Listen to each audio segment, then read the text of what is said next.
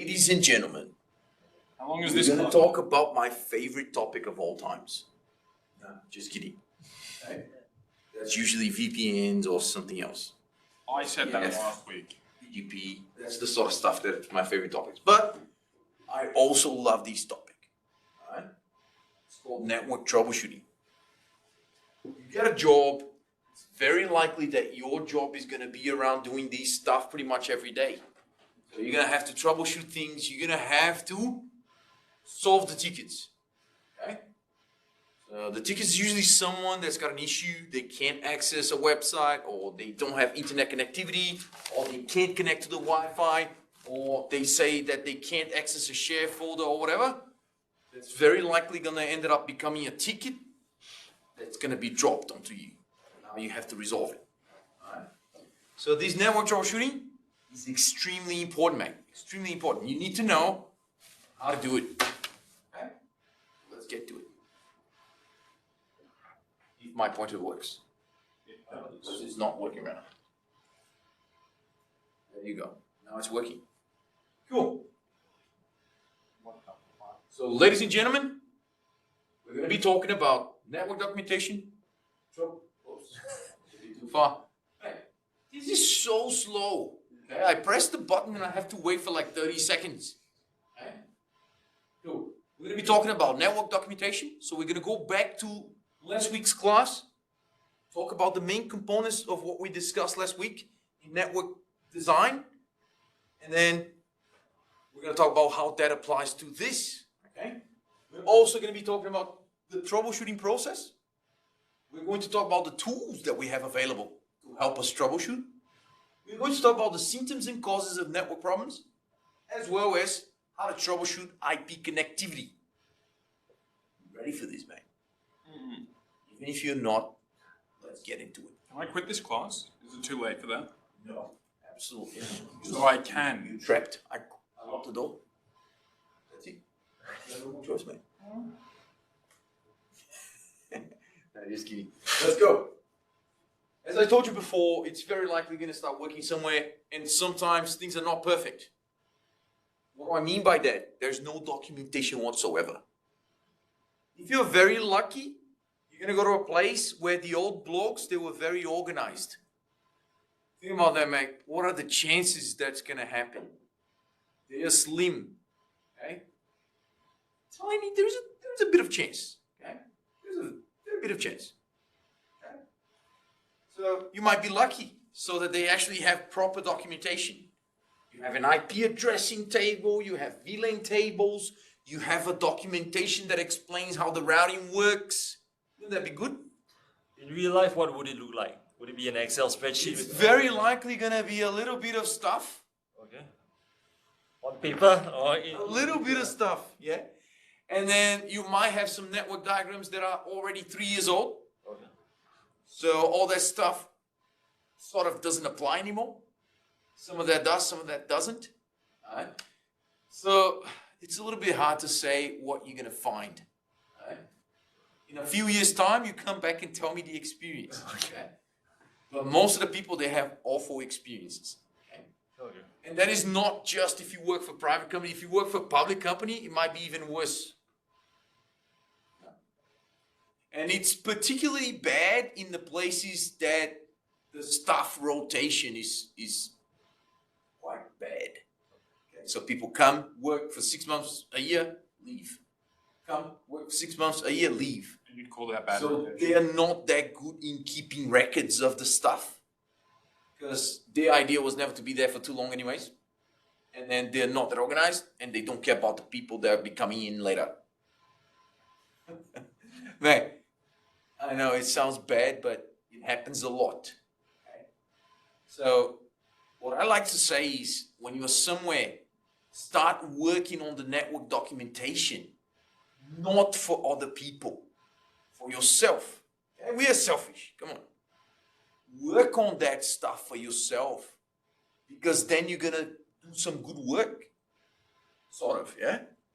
Because you want to build some nice documentation because it's going to help you troubleshoot. The thing is, how can you troubleshoot something you don't even know? That's nearly impossible. Yeah? How How can you troubleshoot a routing issue if you don't even know how the routing works? That would be, catastrophic. How are you going to start doing it? You don't even know what devices you have to SSH. You don't even know what routing protocol is meant to be running. You don't even know what networks are meant to be in the routing table. How can you troubleshoot, man? Seriously. Okay. So that's the importance of network documentation. Now, some common network documentation includes the following types of documentation that helps us troubleshoot and helps us understand how things work. The first one we have is a physical and a logical topology diagrams. Those are the ones that you guys know already how to produce. Draw.io, Visio, whatever tool that you have available, you can just basically build the network diagram. In other words, you can basically use the icons to represent devices and the connections. How are these devices connected to each other? All right. So if you've done network security, you already know you had to come up with the network diagram. Yeah? So that's basically what we're talking about here. So make sure you have a nice network diagram, even if it's a physical or logical topology. You guys remember the difference between the two? We already discussed about that. Physical is like where all the cabling is, and logical is just the layout of the network. Physical, you have physical device information. For example, where's the location? Which room of the building? Yeah. On which rack? Right? So these are the type of details you find on the physical. The cabling, the interface identifications. Which interface is that plugged in? Interface gig 10. Okay, cool. Alright. So this is the type of stuff you usually find in a physical topology. How about a logical topology? Logical. It just shows the way the network's laid out without any external stuff. So no cabling, no where the cables are, stuff like You that. try to hide what the physical stuff is, and you put more the logical connections. In other words, when we talk about logical, what is a logical address? IP address. IP addresses, yeah? That's the other name for IP addresses. So usually, the logical topology, they will have the device icons. They don't have the interface IDs or anything like that. It's more focused towards the routing. How does the network logically operate? What are the networks? 10.0.0.0, okay. Connected to what? Does it connect to a 172? If that's the case, where's the router? Okay. So that's the kind of information you usually find in a logical topology. Some logical topologies, they even hide the switches. They don't show the switches. It's more about the routing. You understand how the routing works. All right? We also got network device documentation that records all device information. Usually an Excel spreadsheet with all the serial numbers of all the networking devices within the company. All right? Why do you reckon that's important? Serial numbers from the devices. Oh, it's a unique identifier. Yes. As It I can register. also be used to call help desks. And It helps you check if there's a license, a valid license for the device. It helps you check if it's still under support. And then you can open a ticket based on the serial number. A lot of the companies these days, they will let you open a ticket just by having the serial number of the device. Fortinet, Cisco. So you get in touch with Cisco, create a support account, and then you can give them the device serial number. Sometimes they ask for the contract number or stuff like that. If the device is still under support, they will just open the case and they will do whatever it takes to try to figure out what's going on and help you out. So it's pretty much the same deal with all the other vendors, HP, Aruba, Fortinet. Yeah? You go give them a valid serial number for the device. They're usually pretty good. They'll let you open the ticket. Their engineer is going to look at the case. They will do the investigation. They will check, all that stuff. They will help you fix the issue. All right? That serial number is also important as well because it usually attaches to an account. So you can link those serial numbers to an account, a user account or email account. That's usually a generic company's account where all the networking guys have access to. And that's the account they use to log a ticket for any of the devices. That's the account they use to download the latest software, the latest iOS, the latest firmware. Yeah. And that's usually what you need. Right? So some stuff that you also find in these network device records include where's the physical location of the device.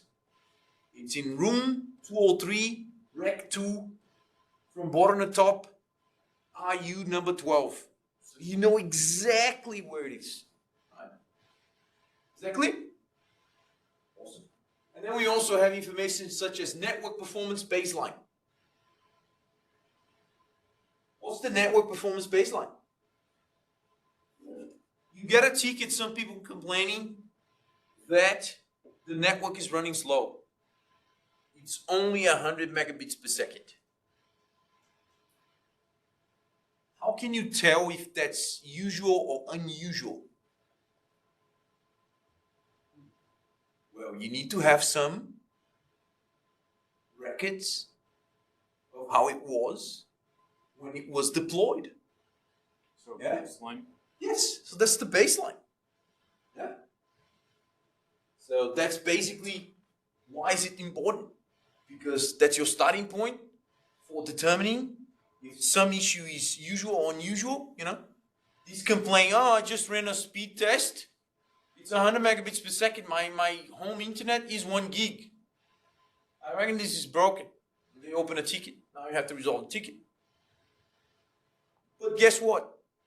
There is not even a single switch in the entire company which is 1 gigabit switch. All of them are 100 megs because they're quite old. But no matter what you do, that bloke is never going to be able to download a file at 1 gigabit per second in that internet for that company because it doesn't support it. Yeah. Because you can only tell because you had the baseline in the beginning, so you know your starting point. Yeah. Is that clear? Questions? No? Does that make sense? Basically, keep documentation to know how the network should be functioning. Exactly. How it should look. Exactly, yeah. Doing that for 6 months.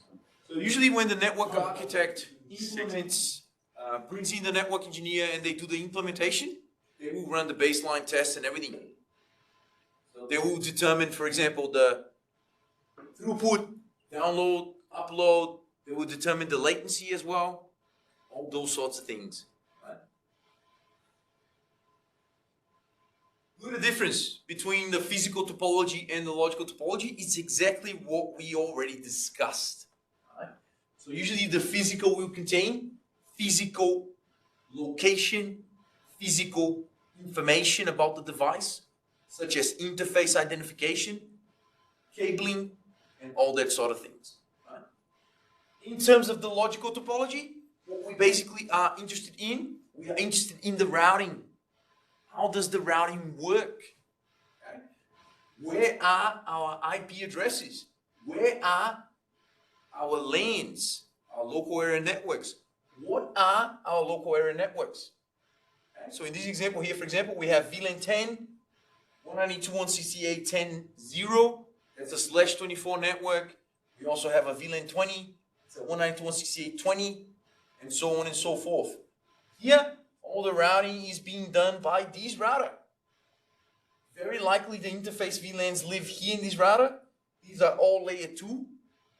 So if one device in here wants to talk to another device in there, and they are in different VLANs, it goes to the router sends it back, destination. Is that clear? Cool. That's the device documentation that I was talking about. So you have important information about the network device itself, such as the serial numbers, the IP addresses, the iOS version. Okay? It's very important these days as well to include one more field in this sort of table, and that's when it was the latest update. Okay? Now, because of all the cybersecurity issues that we're having these days, all the cyber threats, the essential weight, all the frameworks that try to mitigate the risks, they all revolve around making sure the device got the latest updates with no vulnerabilities.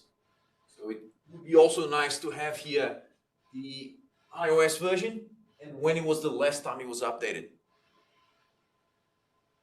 The iRep assessor is going to be pleased. All right. Another thing is, if there are any backups of the config, and when was the backup last taken? All right.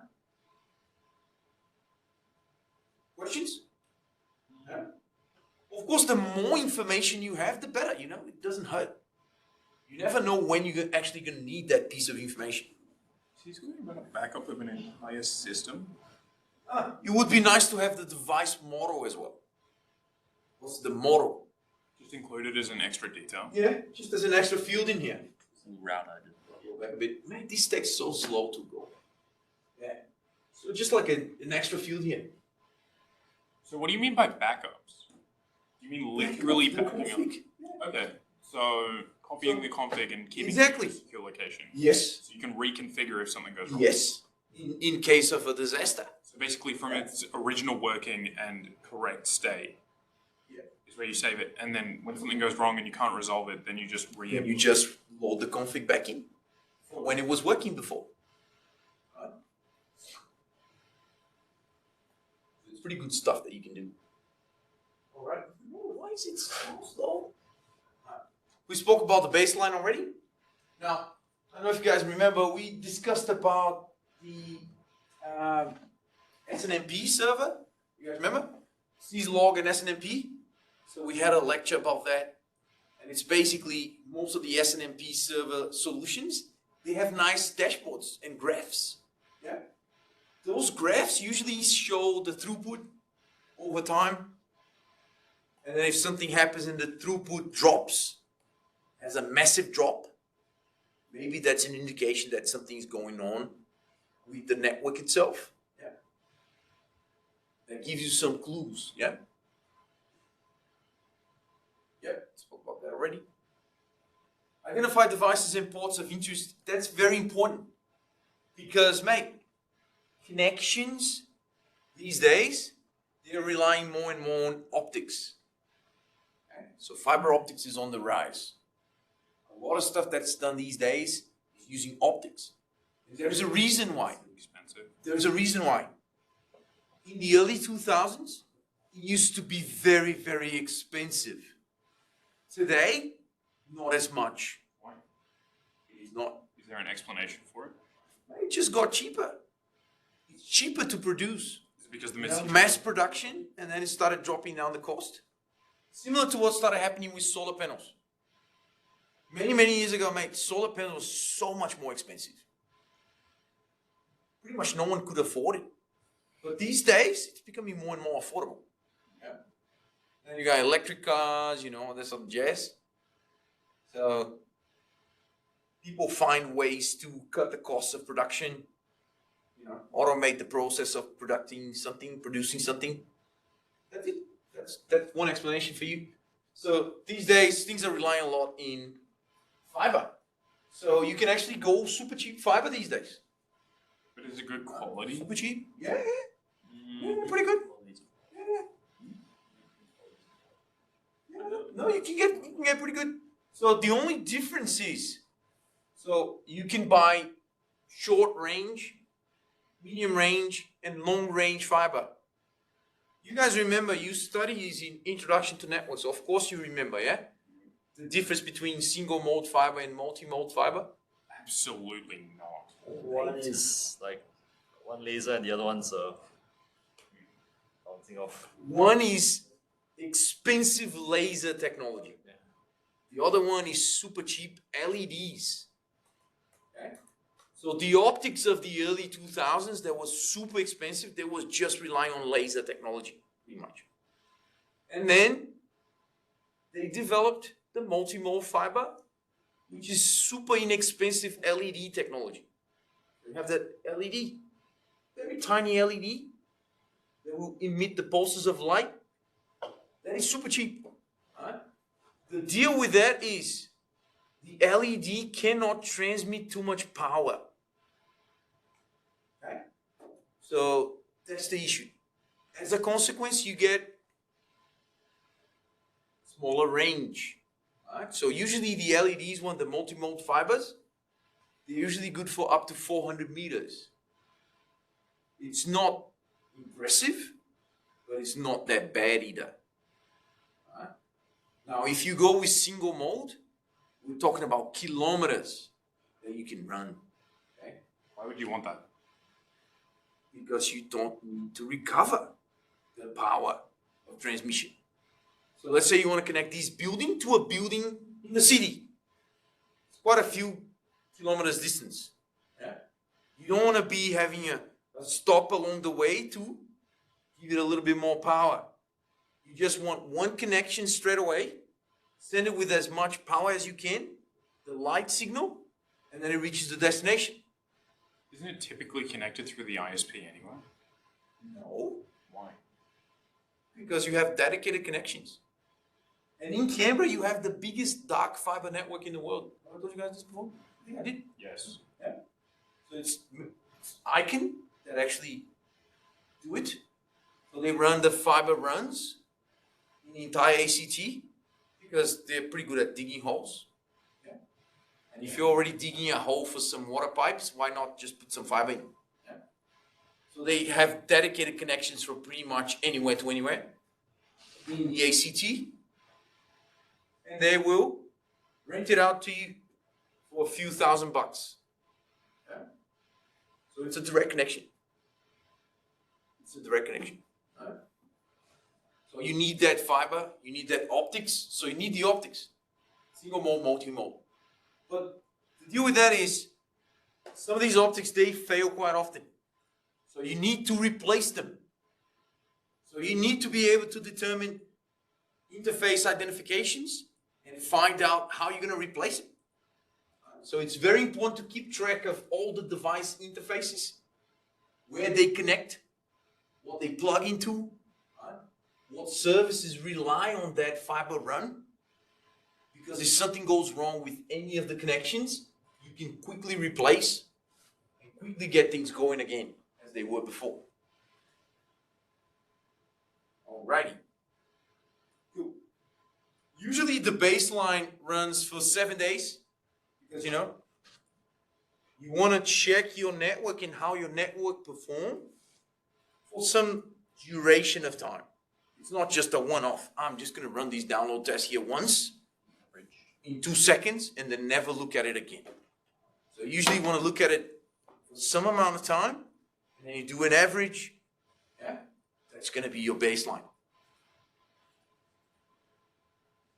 Now, these commands, they're very important for our troubleshooting, and for our network documentation. So if you're building network documentation, these commands are pretty good. Can you tell me why? Let's go through each one quickly. Show version. What do you expect to find in there? iOS version. Yeah. The iOS version, serial number, host name. You'd be seeing the serial number from show version. Yep. Usually yes. Show version. Some of the platforms, they have show system. For example, HP, Aruba, they have show system. It will display device information. What's the model? What's the iOS? For how long the device has been up. Okay? This device been up for 40 days, 40 months, whatever. It's going to tell you that. Then we got show IP interface. Why do you reckon that's important for your network documentation? When you are building your topologies, you know exactly what IP addresses are there in the network. And then we got show interfaces. Connections. Connections, it shows optics. So the optics that is plugged in, it's going to show you the transmit and the receive signal. If there's any errors in transmission. Alright? So these are all the information you find in the show interfaces. We got show IP route. Why is that one important? Does anyone know? The routing table. The routing table. If there's no routing table, guess what? There's no routing. Sounds pretty obvious, doesn't it? Yeah? Or if there's any network missing from the routing table, what can you conclude? None of the other stuff can talk to it. Yeah? So understanding the routing table and understanding if there's any changes in the routing table is extremely important. So I'll give you a tip. If you ever start working as a network engineer, your day one, very likely everything is going to be working. Okay? The way it's meant to be working. It's your day one, you walk in. My first recommendation to you, go into the routers or firewalls or everything that does any routing and capture the routing table. Okay? Save it some way. If anything ever goes wrong, use it. Okay? And then you compare how the routing table used to look like and the way it is when it's broken. You're like, oh, wait a minute. It was working all good. This 172.16 was here. And it was being learned through OSPF. Something happened that now it's gone from the routing table. That sets you up in a path to find out what's going on. Okay? You now understand what the problem is. Because what usually happens is when you get a ticket, you know there's a problem. You don't know what that problem is yet. So if you had this routing table to compare, that could give you the exact problem. This is what the problem is. Now let's focus on how to resolve it. Right? Is that clear? And then in this example, you find out that there was the network engineer that made a config change to another router, and that other router stopped advertising the network. Does that make sense? There you go. We also got show CDP neighbors. Remember we spoke about CDP? Anyone remember what CDP is? If you got a lot of Cisco devices, you can map out the network. Yes, you can basically map out your whole network from nothing by using CDP, because it basically shows all the Cisco devices that are connected to that device. So it shows the interface of the other device, the interface of this device where it connects to, what's the name of the other device, tells you all of this. Next one, show ARP and IPv6 neighbors. Why is that important? Does anyone remember what ARP is? Address resolution. For those that want to do the CCNA, address resolution protocol, what does it do? It's not HTTPS. It's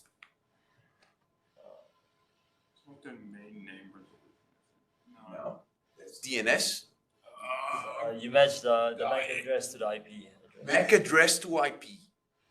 Remember? In our first week, we spoke about the OSI and the TCP IP. When one computer needs to send data to another computer, it needs to do the full encapsulation. For the full encapsulation, you need destination IP, destination MAC. DNS will give you the destination IP, but you don't know the destination MAC. You need to find out. How does your computer find out? With an ARP request, which is a broadcast message. So this computer sends a broadcast message in the entire network, and it asks, I want to know who is this computer with this IP address. And then you get an ARP reply back from the destination, and now your computer can continue and then send the data through the network. This computer will get it. Right? And then you've got show running config. So you want to understand how's this device being configured. You want to understand how's the routing set up. All those sorts of things. Show running is going to do the job.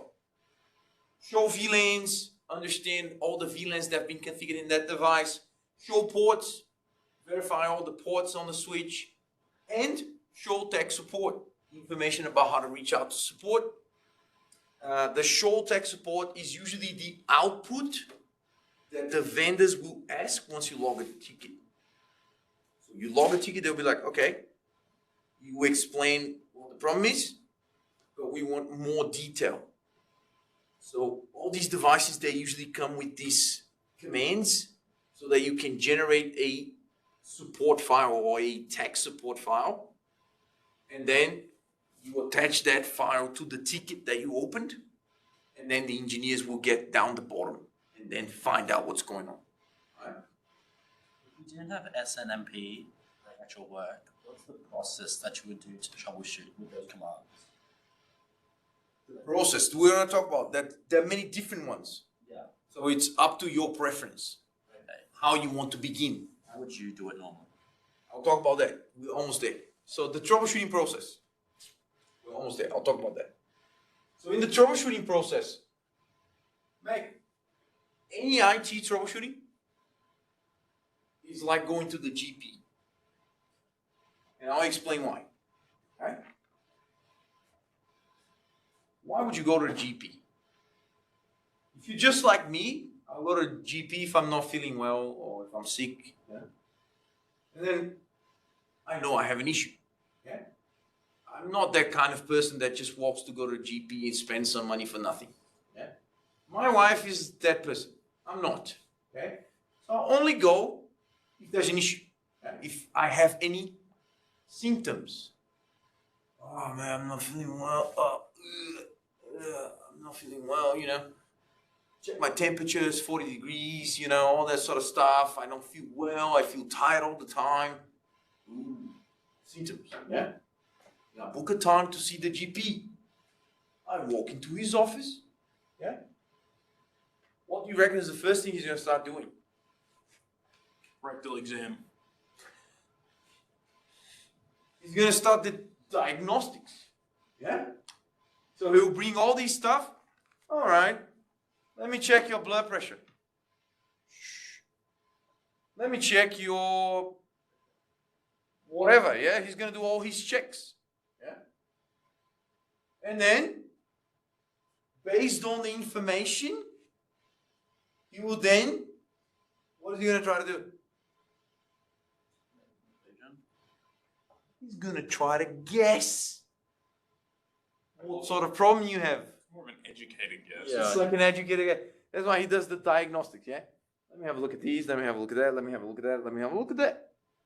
And then you guess, I think these blokes got these. Yeah? So he will go to Google, do some Google search. We need to have a survey. What's the career that you think Googles the most? IT professionals or GPs? I reckon it's GPs, man. I reckon GPs win 100%. Every time I go to GP, oh yeah, there's the Google page is already open. Every time, every single time. Why am I telling you this? Because you understand that GP, Surely. you understand that GP analogy? You understand this whole thing here. The troubleshooting process. Look at what happens. Gather the symptoms. Okay, what's going on over here? How are you feeling? Oh, I'm not feeling well, you know. My tummy hurts. I've got, you know, high temperature. And then you explain all the symptoms. And then you move on to stage number 2. Isolate the problem. This is what the GP is going to try to do. Okay, mate, have you been to South America in the last 6 months? Have you been in contact with someone with COVID in the last whatever days? Have you done this? Have you done that? What is he trying to do? What is he trying to do? Huh? What is he trying to do? Narrow the diagnosis. Yes. Isolate the problem. Huh? And what's next? Okay, Julian. I reckon you have this. Okay. Go to pharmacy. Buy these medication. Okay. Go home. Take it every 2 weeks. 3 times a week. Every 2 weeks. I don't know, man. I'm just making this up. All right. Take it every day for 3 weeks. All right. And then. Tell me how it feels. Come back and tell me. Yeah. Well, it depends. Come back and tell me, or if you don't come back and don't tell me anything, I assume that you're good, yeah? But if you come back to him and say, mate, I'm still the same. I don't know what's going on. I'm still the same. Reboot. What do you mean you're still the same? Are you really taking that? Yes, I am. Okay, did you see any improvements whatsoever? Yeah? Google it again. And like, are you sure? Yeah? Not even 1% improvement? Yeah? No. Okay, go and do these blood tests. Go and do this, go and do that, you know? He's gonna try all over again. You're just a guinea pig in those people's hands, man. Seriously. Yeah? And then just keep looping around, you know? So, if it's resolved, what do you reckon he's gonna do? You can't read the whole thing here, but it's meant to be document solution and save changes. I mean, The next time he gets some other patient with the same exact symptoms, with the same exact descriptions, Google with it. the same exact thing, if he's got good memory, or if he's written down somewhere, you just apply the same things, yeah? Done. Yeah? So that's exactly the same thing you will do as well. Exactly? You get that ticket, and then what do? Get the symptoms? That usually involves the boring part of the job. You Troubleshooting. call that bloke back. Hey, mate, this is Julian from IT Tech Support. I'm going to be with you in this case. So can you just try to replicate the issue for me, please? Try to do this, and that. Can you explain the circumstances in which you found out the issue and, you know, and then you keep getting more and more symptoms, yeah? And then you'd be like, okay, the guy can get to the internet. He cannot access a shared folder, but he can get to the internet. What websites can he get on the internet? This and that, yeah? Then you, okay. I think with all these answers, I can narrow down and try to go into a path, yeah? And then start implementing some corrective measures. Okay, sir, I want you to make sure that you are not connected to a VPN. So please open your command prompt, do an IP config, tell me what you see. Oh yeah, I did that. Okay, in the output I can see something like VPN, and there's an IP address here. Okay, no sir, you're not meant to be connected to the VPN. Please click on the VPN software and click disconnect. Okay, I just did that. Now try again. Oh yeah, it works. Oh yeah, it works. Okay, thanks very much. Done. Yeah. There you go, your first ticket, man. That was easy. Yeah. If it doesn't solve the problem, you have to keep going back. The thing is, you keep going back, but you keep coming back to stage one with more knowledge. Because every time you do this iteration, you now know a little bit more, and then you know a little bit more, and then you know a little bit more. Yeah? So the idea here is getting better. Yeah? Questions? So this is exactly what we discussed already. Right? Who is defining the problem when we do that troubleshooting in IT? Yeah, the user. The user usually flags out, and then you confirm that the problem exists. Yeah? And then everything begins, as we discussed. Gather more information, analyze the information, and then you eliminate possible causes, propose a hypothesis. Oh, I think it could be because of this VPN connection. All right? And then you test it. Mate, turn it off the VPN, try it again. Problem is solved. If it's not solved, repeat. Yeah. These are the type of questions that you have to ask. Yeah. This is what you're trying to do. So when you're trying to gather more information, it's important that you actually know how to make questions. What, when, why, how, under what circumstances, from when you start experiencing this issue. Right? Have you tried from a different device with that account on a different device? Have you tried on a personal device to access the website? Right? This is the kind of stuff. Okay, so you're saying you cannot access the Wi-Fi. Have you made any changes to the Wi-Fi settings of the device? Yeah. So you try to find out as much as you can. Okay? And this is hard, trust me. This is very hard because, most of the IT professionals, they can barely talk to other people. So this is a pretty good skill to have. Okay? Practice those questions, okay? So that you can learn how to get at the most amount of information from your customers, from your clients. Okay? By doing that, you'll be amazed with the result. Commands that you can use to gather network problem symptoms from most client computers. Let's go through some of them. What's the first one? Come on, shame on you guys if you don't know those commands. Ping, what does the ping do? So I have no idea. She tests connectivity. I used to play table tennis a lot. Do you know another name for table tennis? Ping pong. Ping pong. Ping pong. Ping pong. Yeah. Why? Yeah. And you expect that the other bloke back. Yeah. And you keep doing that. Yeah. You keep playing. So with the ping command, you send an ICMP message, which is a test message. The same as the table tennis. Yeah. So you send that message, hits the network device, network interface card, the device receives the message, it knows it needs to reply back. The device replies back. Mate, why does that test tells you a lot about the network? Whether there's connectivity or not. It tells whether there's connectivity or not, or it tells you whether connectivity is broken or not broken.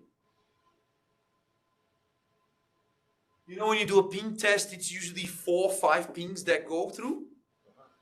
1, 2, 3, 4, yeah? When there is network loss, some of these pings get lost.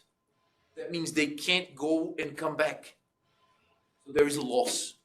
So for example, when there is 25% packet loss, there's some issue in the network that is dropping the packets. Right? It's a very important test. Even as a senior network engineer, and I have worked with network architects, people at the highest of this job, it's usually the very first thing they do. Oh, there's a problem, mate, in this network, in this device, in this server. 99.99% of engineers and architects, they will still go, open a command prompt, and type ping. All right? This is how important this stuff is.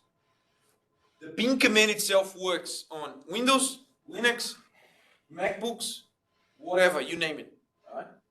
Pretty much most of all the operating systems. Exactly? How about the trace route? Trace route is like next level. It's a ping at every stop. Sort of. Trace route helps you identify the hops. What is a hop? Comes through. So like from router to router. Do I Yes. identify the end A destination? hop is when you hop from one network into another. And that happens when you go through routing. Usually when you go from one interface of a router to another interface of a router, you're crossing 2 different networks. It counts as a hop. All right? So that's what a hop is. So with the trace route, it helps you understand how the routing works. What are the routers in your network? With the trace route, you can determine them. All right? What else we have? We have Telnet. We have SSH. What are those used for? Managing devices. You want to see if you can try to manage the device, if you can try to access the device somehow, to check, config, or reconfigure. And then we got all the other ones we already spoke about. What is Sure. the dash L in SSH? Yes. So with the dash L option, you enter the user Okay. and then the IP address. What? It's to give you the user, because if you just do SSH and the device that you want to SSH to, it's gonna prompt you for username. Is So this with kind of this, like you put the username straight away. It's an option. It's an option for the SSH command. okay? Do you have to configure the user originally on the router Yes. or the end device? Yeah. So it's not identifying the end device's user at all. It's not identifying. The end device's user. So let's say you sign in with like an account on a computer.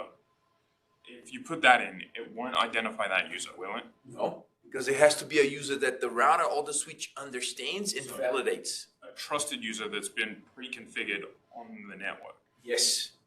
Which is usually done in the AAA server, which is a server that manages all the user accounts for accessing routers and switches.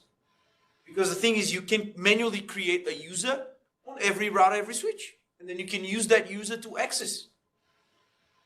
But that's not scalable. What do you mean? You get a new engineer. You have to go into each router, each switch, and configure his username and his password. Can't you designate like a role? You designate, and that's the role of the server. So there is usually a server dedicated for keeping those credentials. And what the routers and switches they do, they ask the server if that account is valid. And then the server will give the green light, and then the router and the switch will validate the user and let the user SSH into it.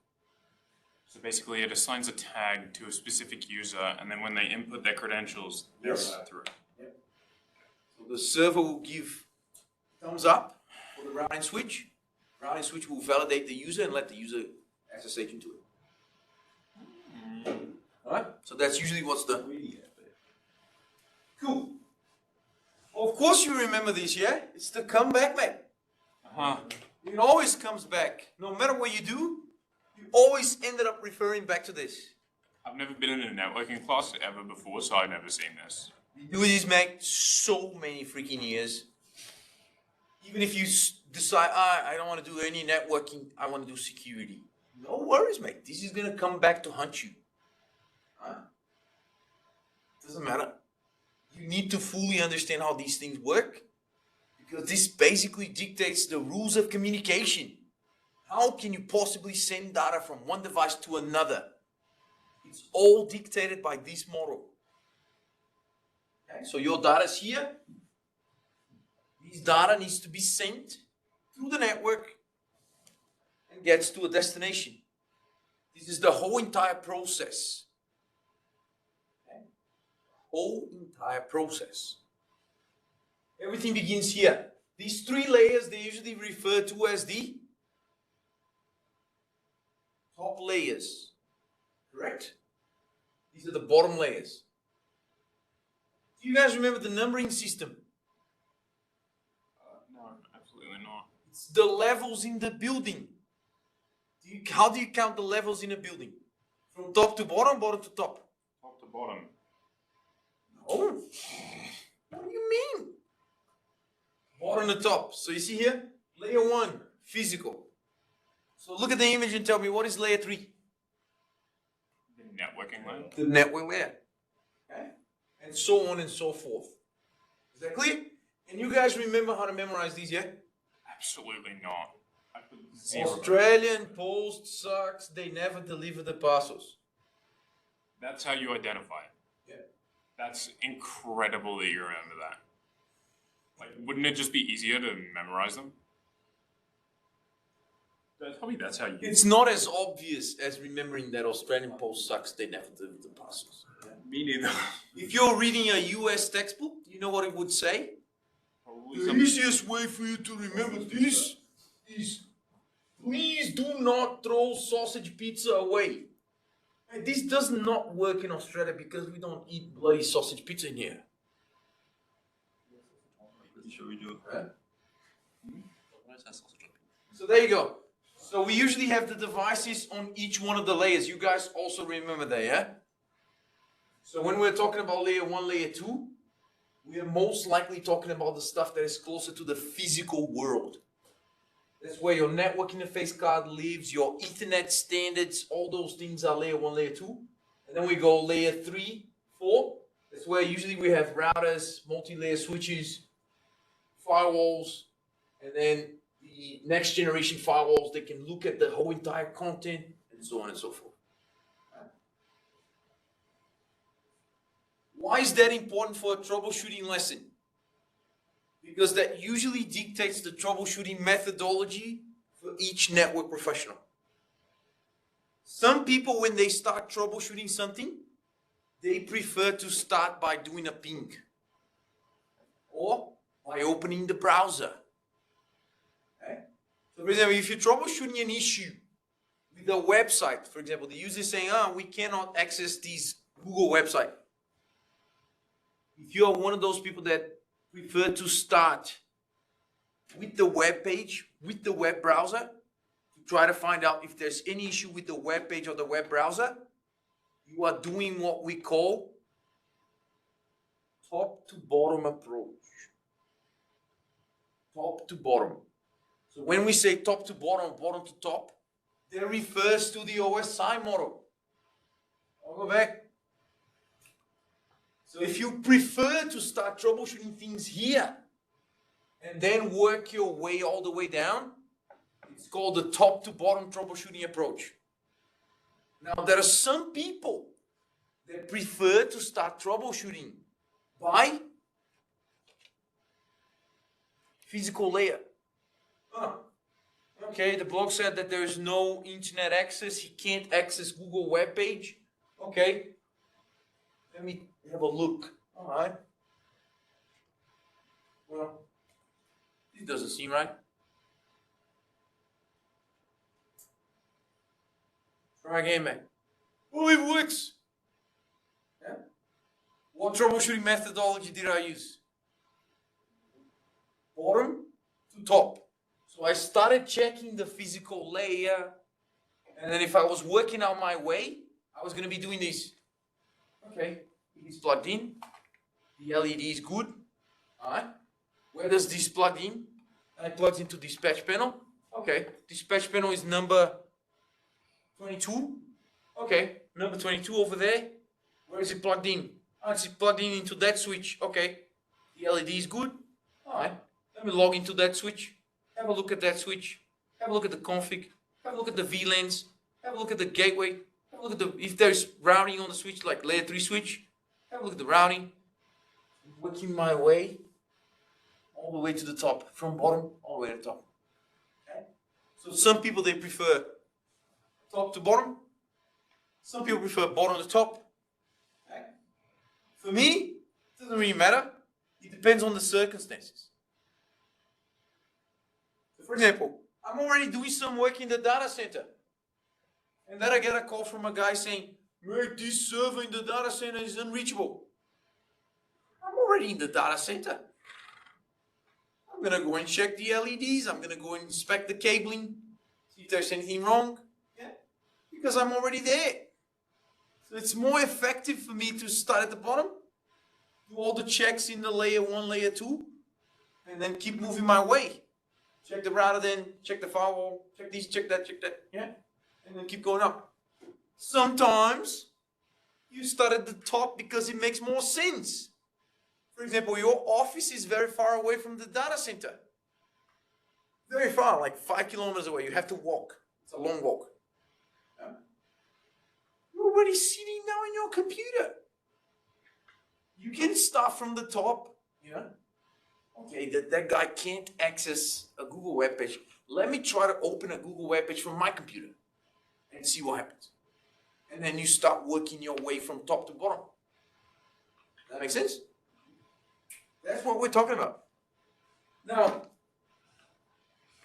these two troubleshooting methodologies, they're used usually by junior engineers and people with not that much experience, usually. Right? Now, the more experienced people, they usually want to go with educated guess. Educated guess. Yeah. Because they sort of lived that before? Okay. Oh yeah, this happened before. Oh yeah. This is the same user that opened a ticket 2 weeks ago. And I remember he did something dodgy and he did this, and that. Yeah. The other one is the divide and conquer. What does that mean? Start in the middle and go. You don't need to start at the top or the bottom. Slide. You can go straight to the middle. Yeah. Some of them, they go with the follow the path. What does that mean? Man, I absolutely love that one. I absolutely love that one. You know why I love that one, follow the path? You need to have a very good knowledge and understanding of routing and switching. Okay. This device sends data, goes through the switch. That switch port is on this VLAN. This VLAN has a sub-interface to the router. That IP address of that sub-interface is the gateway in the computer. So that's how the computer gets to the gateway. So I can see that the computer gets to the gateway. So all that traffic path is clear, it works. So it's not a switching issue, it's not a layer 2 issue, it's after the router. Because it has to go that router and then another router. But then which path does it take to go to the other router? Mate, this is my favorite one because this one is so good, mate. It helps me relieve routing, switching, and it tests my knowledge. That's why I really like it. Right? Oh, yeah. Hello. I'm just doing the recordings for you. Is that clear? Are we good? And then we also have substitution. Now, substitution, I call it the old mechanics approach. Yeah. So my dad used to be a mechanic.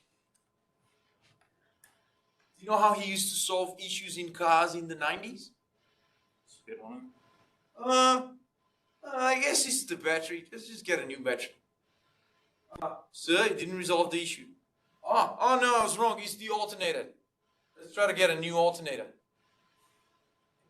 Sir, it still did not solve. Oh no, man, I was wrong. That's just the cable. We replaced the cable, and then replaced the cable. you end up with a whole new car because until the time you actually replace the part that needs to be replaced, you replaced the whole car already. Does that make sense?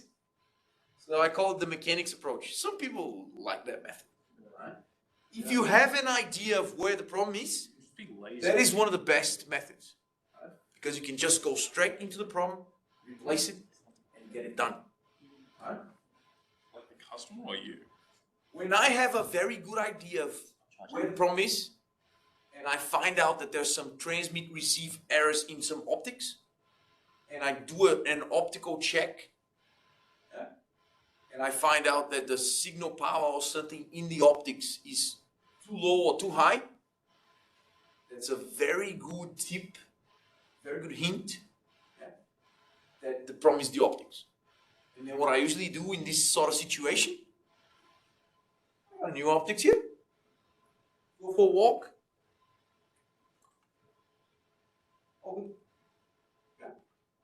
So that is also a valid method as well if you know what you're doing. Comparison is the one that we were just talking about. I have this routing table from 10 days ago.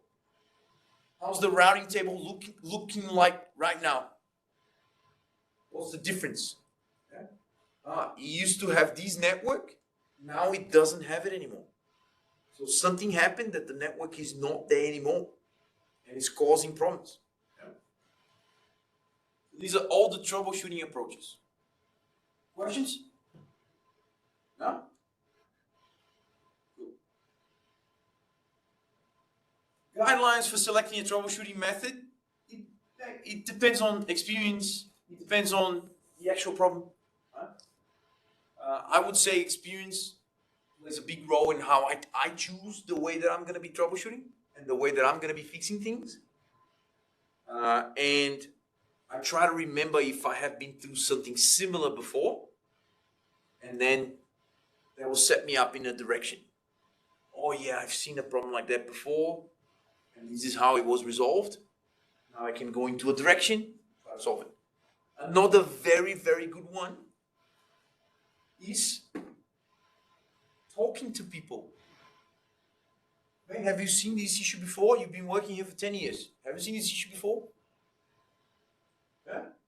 Yes. It's the same that we had about 3 years ago, and the problem was this, and that. And this is how we got to it. This is how we resolved it. That gives you some path to follow. Yeah? So you have a direction to take. Troubleshooting process.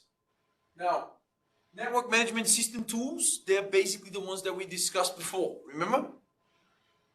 You have an NMS, network monitoring or network management system. Yeah. That's usually the server where you collect all the logs and all the SNMP messages. Yeah. And that server will show you the graphs, the bandwidth, yeah, and all those sorts of things. So that's a very good starting point. That's the dashboard that you usually have in any network operations center. You walk in, they have all these TVs, all these things, and they are all monitoring the network. They're trying to keep an eye on everything that's going on. So if something breaks, generates an alert message. Optic failed. Ooh, optic failure. Where is that? Oh, it's in switch number 23, CIT Warden, level 4, rec 2, number 12. Okay, I guess I'm gonna go for a walk, yeah, or for a drive, and then you just come with the optics in your pocket, yeah. Go drink some coffee. From there you disappear. Yeah, I know people that just do that. Seriously. So I don't know if you guys heard about a company called Unisys.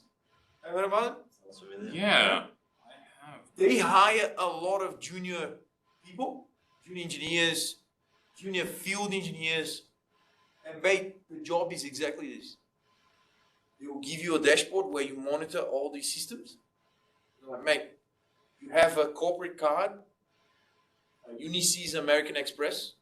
Literally, they give you one in your name. They even do a credit check when you apply for the job to make sure you can have that credit card. Yeah. So you have the credit card, you keep monitoring the system. So you are home, yeah, looking at the screen, and then you play a little bit of Fortnite, look at the screen. A little bit of Fortnite, look at the screen. Back. And like, oh, something happened here. Yeah? Optic failure. Okay, where? It's in CDC Fishwick Data Center 3 on this switch. Yeah? This is the optics, 10 gigs. Blah, blah, blah, and then you check the specification of the optics. And then you go shopping with your corporate card. What? Get in the car and go there. Yeah. Or you buy online and then you wait until it gets delivered. Once it gets delivered, you go there, replace it. Yeah. Man, you'd be amazed to know how many people work like that in Canberra. It's insane. Because we do have Amazon Web Services, we do have Microsoft data centers, we have private data centers. That stuff breaks. Okay? Power supplies, they fail. The device fail completely. The motherboard is cooked. You have to replace the whole switch. You have your corporate American Express. Swipe it, buy a new switch. Reconfigure the new switch with the old configuration. Go for a drive. Yeah. So these jobs, they will even ask you to have a driver's license. You need a driver's license. You need basic networking skills. You need basic hardware skills. So you can replace the power supply, so you can replace the optics, so you can replace the whole thing if it needs to be replaced. Yeah. Man, it's a very cool job and it pays really well. Company car or If you are interested, you can search for this type of job. It's called field engineer. And they usually ask for CCNA plus a comp tier. But usually if you just have CCNA, They will take you on board easily. Easily, they will take you in. Yeah. CompTIA networking or A+? CompTIA A plus a CCNA. So they usually ask for these two. Good job. That was the actual first interview that I have ever done in Australia. It was here in Canberra. It was UniCs. I applied for the job. I was a recent graduate from CIT. Applied for the job. Went for the interview. They're like, yes, we want you to work here. Can you have a credit card? Yes. Can you drive? Do you have a driver's license? Yes. Full driver's license? Yes. Okay. You don't need to have a car. We'll give you the company's car. When you hear these, you have no idea how sensational it is to have a company's car. That will save you at least 10 grand a year. Because you get fuel, you get insurance, you get registration, you get everything paid by the company. So that's already $10,000 at least in value. Yeah? And that is if they give you a shit car. If they give you a good car, such as a Ford Ranger or something like that, where you can carry heavy stuff, right? That's already like 20 grand worth of value, yeah, in working for that company. At the time that I applied for that, I think we're talking about 2019. I still remember how much they were paying. I think they were paying like 78 grand a year. 2019, before COVID, mate. Before COVID. And it was pretty good job. Really good job. Yeah. So if you're interested, that's a very nice one. Right? Awesome. What is that?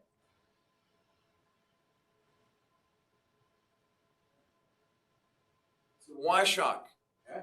So that's Wireshark. It's got something opened. What is opened?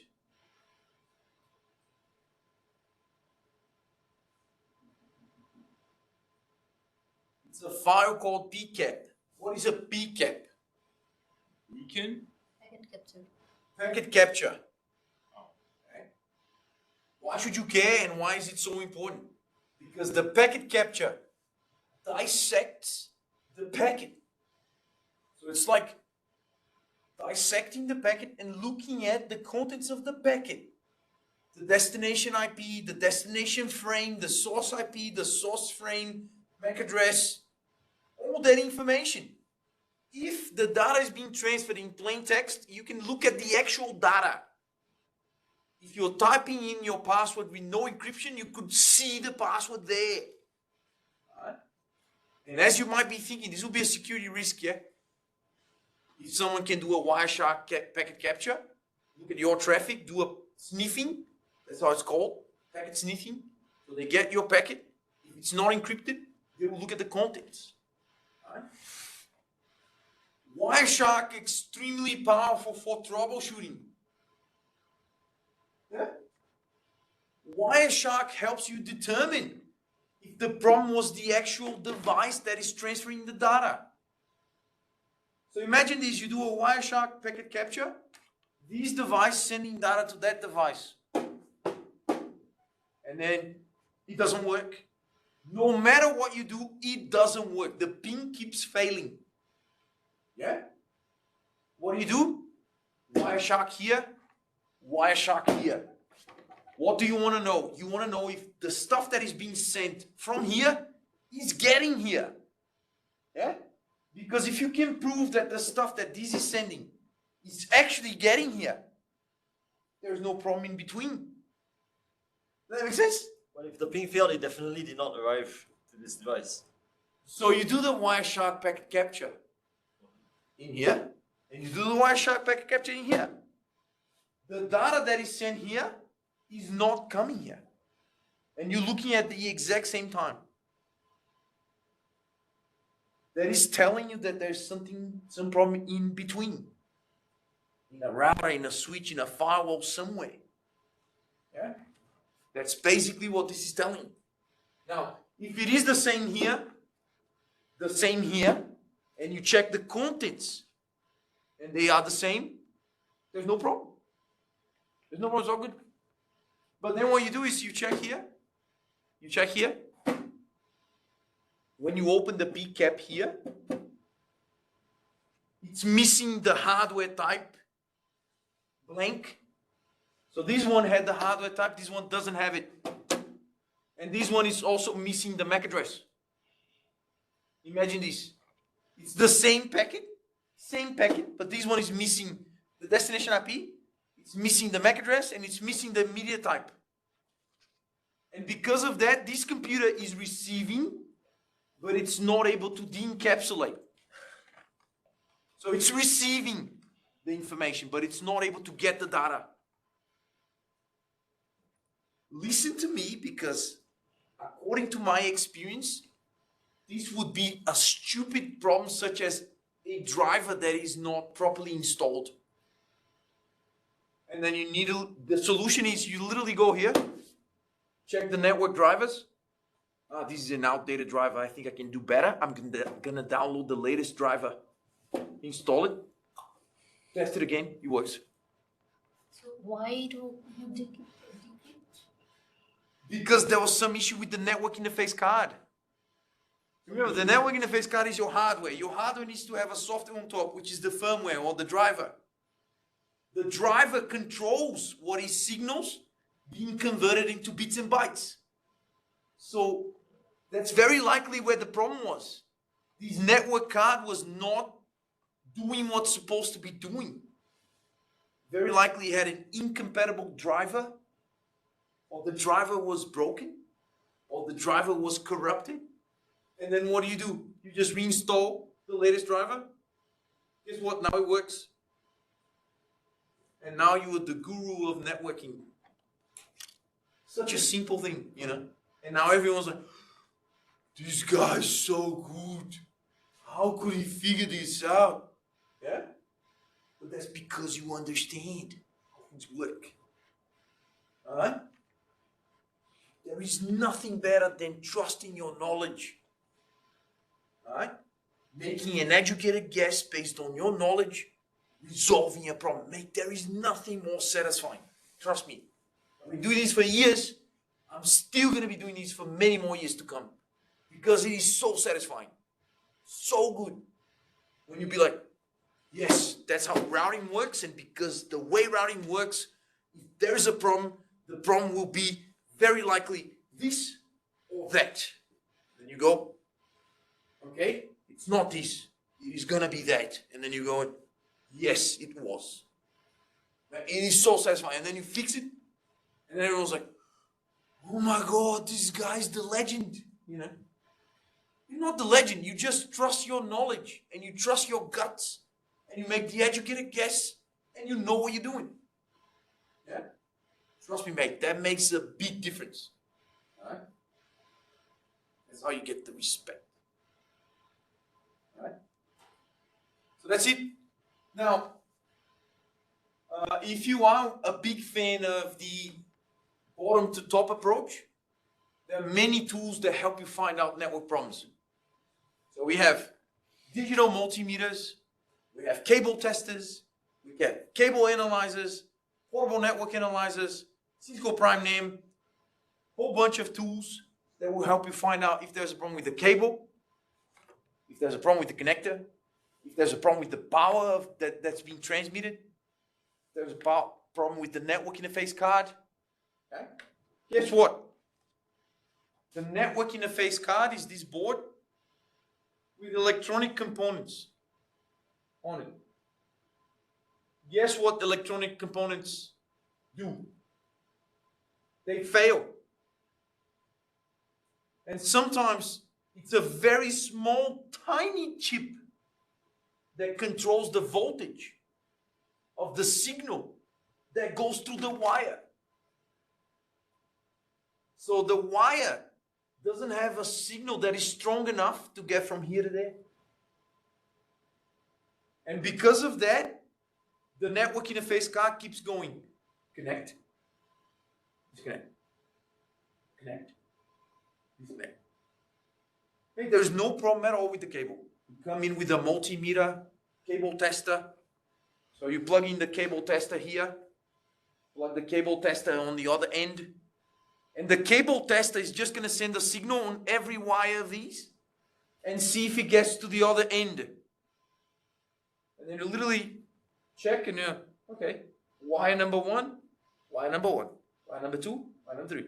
Then there's an LED that goes through. Hey, the connections are perfect. Yeah?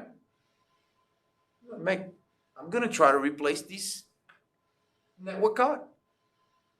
And then you do. Install the new driver for the new interface card. Boom. Problem solved. Yeah?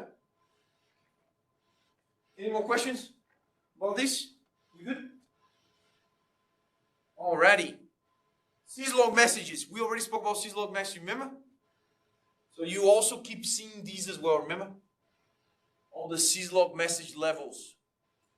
From the least important to the most important. Right?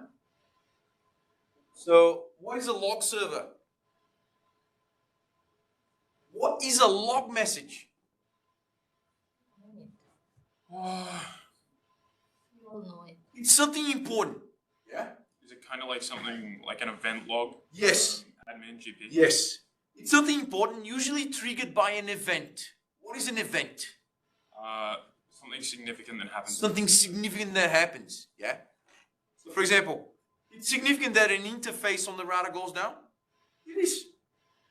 So the router sends a syslog message to the NMS or the syslog server so that it tells the network engineer. So you are home, you're chilling, you're doing work from home in the Gold Coast, in the beach, and you get a notification on your phone. Interface gig 01, router 1, down. Alright, I have to get back to Canberra and replace some optics or some cables or some stuff like that.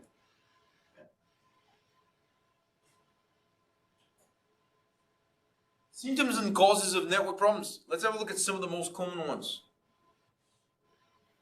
What is a symptom of a network problem? Performance is lower than the baseline. Right, there's some issue here, and we did a speed test, and it's just 1 megabit per second. We believe there's an issue here. And then you go back to the documents, and in the documents it says that the speed was meant to be 100. The whole network was designed so that it would handle 100. Well, that shows you that could possibly be an issue somewhere. That's an indication of an issue. We also have loss of connectivity. That's the classic, mate, there is no internet.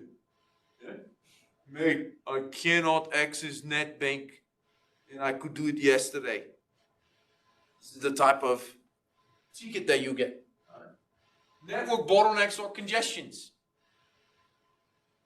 The network was designed for 100 users. The government department kept expanding and expanding and expanding, and then they hired 200 people, and then they hired 300 people, and then they gave every one of those a desktop and Ethernet. Yeah. Bottlenecks will become a thing. Yeah. You have too many users trying to transmit at the same time, and then most of the networking devices, they are shared bandwidth. What does that mean? They need to be transmitted and received. They're trying to use the same link, and that causes congestion. That slows down the traffic. Then think about when you drive to work. What happens if you leave 9 a.m. when everyone is trying to drop off their kids at school? It's gonna slow you down, yeah? It's the same thing with the network as well. How will you diagnose a bottleneck on the network in real life? You need the good diagrams and you need to understand it. You must see the topology to know. All these devices are connected to a switch. All those interfaces are 100 megs. But then the uplink is 100 meg. That's a classic way of identifying it. And then you do the speed test. It's 1 meg. And then you be like, meg, how can it be 1 meg if the switch to the computer is 100? Right. It's that link to the router which is being overloaded because everyone wants to go to the internet at the same time. And that is just 1 gig, but this 1 gig gets shared. If you guys are all trying to go internet and I only have 100 meg, you only get 2 megs. You only get 2 megs, you only get 2 megs, yeah? So that's how you ended up with network congestion, network bottlenecks, higher latency, yeah? Other issues, high CPU utilization rates. Network device, routers and switches. The router is doing firewall, VPN, all these functionality. Right? It consumes resources. CPU, RAM, yeah? And then you'll be like, mate, I bought this router, all the interfaces are 1 gig, but they never work at 1 gig. Why? Because the router is already at 100% CPU. It will not go above the limit. There is only so much that the router can do. And then it hits a maximum limit, and it will not do anything beyond the limit. All right? What else we got here? Error messages. Those syslog messages, those SNMP messages, they will generate an alert. Hey, interface is down. Hey, the device was shut down. Hey, someone restarted the device. Hey, the routing went down. OSPF is down. Yeah? The device will tell you all of this. It will send you a log message. These are other ones. Let's go through them quickly. Power-related failures. Like I said, power supplies will die. Okay? The UPS will die. Right? There will be a power outage. Full power outage. There is no power at all. Okay? For a long time, there's no UPS. Stuff will go down. Cabling problems. You know a very big cabling issue? Yeah. You have high voltage systems, and then the guy that puts in the Ethernet cables, he reckons it's a good idea to put the Ethernet cables near a high voltage cable. That is a terrible idea because the high voltage cable produces magnetic fields, and those magnetic fields will induce a current in the Ethernet cable, and that will generate errors in transmission The cables here would not be shielded. How do you know if that? it's not shielded. Huh? Like, how do you know that? Is this in networking? Yes. How do I know that? Yeah, like So that's part of my old studies when I that's did. what I'm asking. Yeah. Like, is it included in networking? Yeah. It's a little bit more advanced. A little bit more for you. We did a bit in ITN. I did. Yes, you did a little bit. Yeah, you did it. Yeah. Physics. And that's why fiber optics is better because it can be near high voltage and it doesn't interfere. Yeah. Alright. We got attenuation, noise, interface errors, exceeding desired limits, and CPU overload, which we already discussed. Wouldn't the interface be under software? Which one? The third last. Less interface configuration. Not necessarily. Why? So some interfaces, especially optics, when you buy the optical hardware has bandwidth. So for example, you buy the optics and it's 100 gig optics. In the device config, you can configure the optics to operate at 10 gigs. But then there are some issues by doing that. Yeah. For example, it's going to lower the power of transmission, and then this configuration can alter the behavior of the physical transmission. Because man, all these things are linked together. The piece of code, the piece of software, ultimately controls what's hardware. Yeah. Oh, okay, sorry. So these things affect each other. Yeah. I thought you meant GUI interface, not like connected interface. No, not necessarily. My bad. For like the CPU overload, Rob, how do you read the CPU metrics for the devices? It's not like Windows. Percentage. percentage. Yeah. Like it being overclocked at like 80%. So usually the ideal is that you don't want a networking device to be operating close to 80% CPU. You want it typically at 40 to 50. Yes. If you want to future-proof, you aim for less than 50%. Future-proof, a little bit. Yeah. So basically keep it on the low end so it'll last longer. Yeah. That's the idea as well. Cool. There are many, many other issues as well that may happen. You know, spanning tree, causing some loop in the network, framing errors because of cabling, you know, and all those sorts of things. Some common network layer problems. Now we're talking about those related to layer 3, the routing issues. There's a network failure and then the device goes down. The device was doing all the routing. Now there's no routing. Now a computer in one network cannot reach out to another computer in another network. Okay. Then we got suboptimal performance. We've got general network issues, connectivity issues, you know, routing table that we already discussed, neighbor issues, topology database, which is usually related to OSPF or BGP. There's a change in the topology. That change in the topology then changes the routing table. And then it may end up breaking something. And there are many, many, many others. We're not going to have time to talk about all of them. But there are many, many others. So there are all those issues that could be related to services. Your computer cannot get an IP address, even though you can reach out to the DHCP server.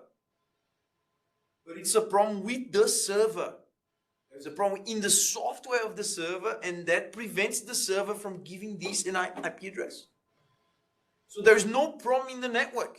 The problem is a server problem. And the same applies for DNS. You can ping the DNS server, but it's not resolving names. And that could be because there's a problem in the database of the server. Okay? And then it gets harder and harder to fix it. And sometimes you won't be able to fix it. You're going to have to talk to the people that sold you that software. Then you have to open a ticket. Then they have to fix it. But that would be after serious troubleshooting. Serious trouble. Yeah, so you have to do your due diligence and try everything that you can with the power that you have. Is there a point where the originating company, so where you bought the product, will start contacting you if you make too many requests?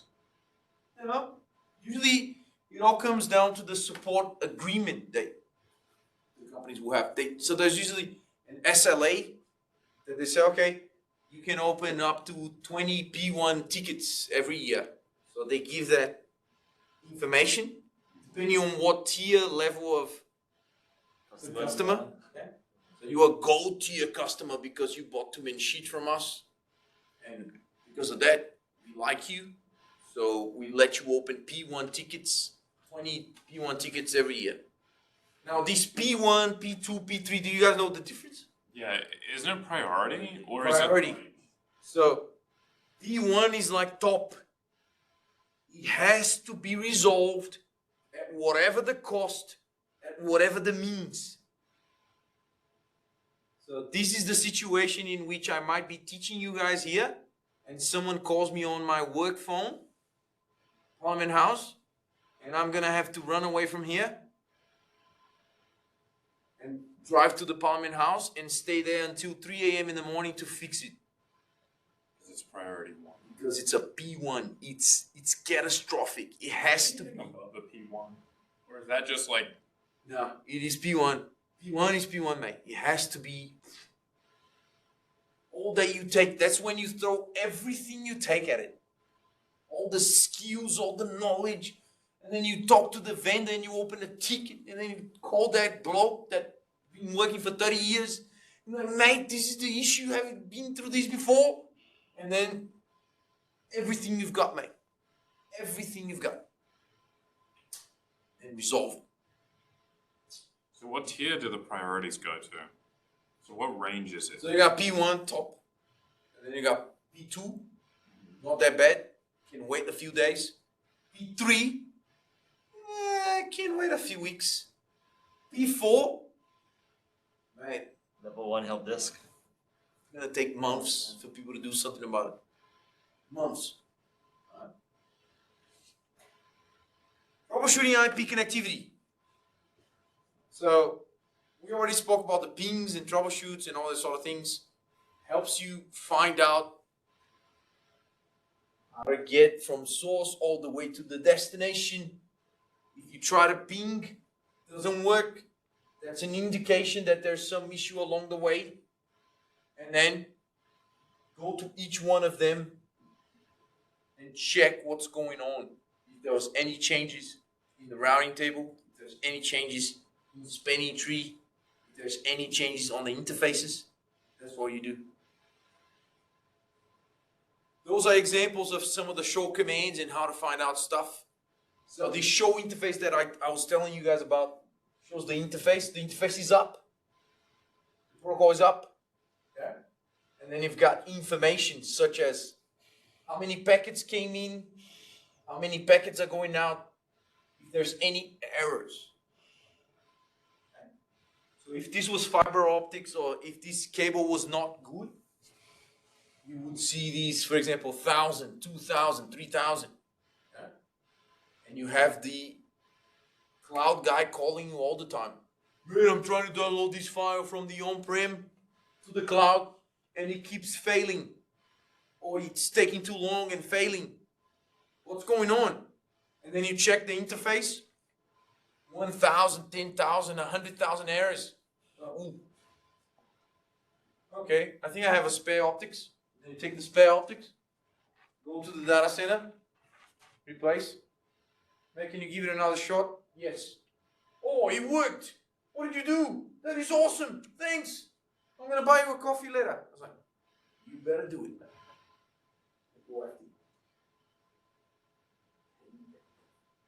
I thought you weren't in this job. There's so many people that owe me coffees these days.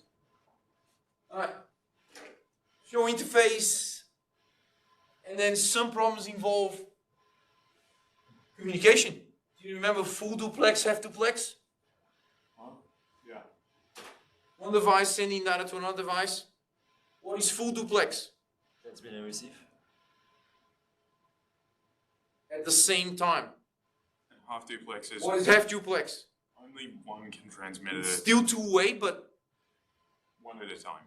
I have to wait to receive and then I can do it. I have to wait for my turn. Yeah? There you go, that's your ARP.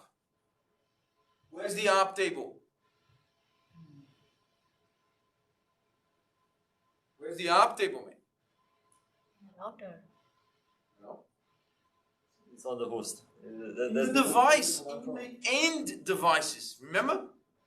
Every end device needs to have an ARP table because every end device needs to do the full encapsulation. They need to know MAC and IP. Every end device. That's the ARP table in a Windows computer. It translates IP address to MAC address. Yeah. Already spoke about that. Now, if you have issues in which a computer can talk to another computer in the same network, but it cannot go through another network, it's a very good indication that the problem is the gateway. What's the gateway? Isn't that the router's IP? Technically. The router's IP facing the local area network, yeah? The gateway is the door to the outside world. If there is no gateway, the computers can talk to each other in the same network. This is a whole network, yeah? They can all talk to each other as long as they're in the same VLAN. As long as they have the same network address, they can all talk to each other through the switch, yeah? If they want to go out, they need to go through the gateway. So I'm assuming that Through door the is door. gateway. Do you know which way the door opened? Inwards. The interface of the router. That is the gateway for the local area network. is the internal interface that connects to the local area network. Would you be able to demonstrate it as accurately if the door opened outwards? No. That would be hard. I was lucky that all the classrooms they opened inwards. That would be your gateway, yeah? According to my analogy, that would be the gateway for this guy and the gateway for that guy. Yeah? If these are layer 2 switches, you have sub interfaces here for one VLAN and for another VLAN. And if this wants to talk to that, it has to go through the router on a stick. It goes the way there, the way back. Yeah. Yep. We already spoke about the troubleshooting process. This would be troubleshooting routing. How can you troubleshoot connectivity issues? Okay. So you check the destination IP address. Okay. So if you are pinging from one computer in one network to another computer in a different network, the destination network needs to exist in all the routers along the way. If it doesn't exist in any of those routers, you will be lost. You will not get to the destination. So you start by checking the destination IP and then check if it's in the routing table of all the routers along the way. And then if it's not, the router might be using the default route. You guys remember what the default route is? It's the gateway of last resort, the last option that you have to get somewhere. Yeah? If there is, where is that going to? Is that going to the internet? Is your destination on the internet? Yes, okay, so that's very likely all good. All right. Now, there's an entry in the routing table, and it's all good. It's working.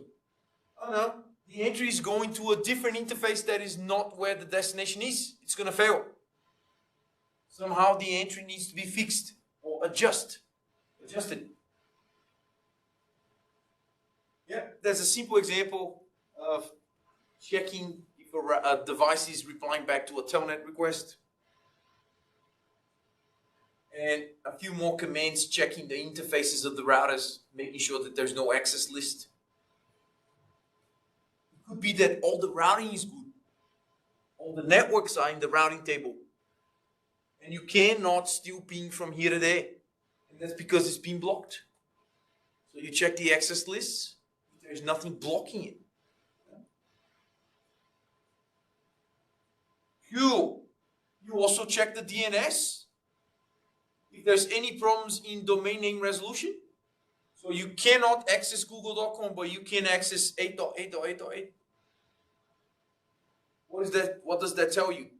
That the domain name resolution is broken. DNS is not working. Cool. Do the packet traces. Have fun. Ta-da. Hey, that was a very long lecture, to be honest.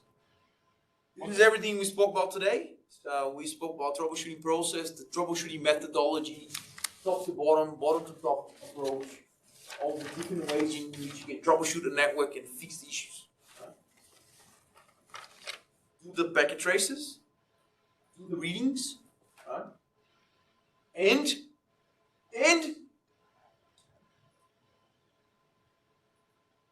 Who said that? what? Why were you Turn the recording off first. Cisco. Finish at 10:30. That's it, guys. I've been awake for. Turn off the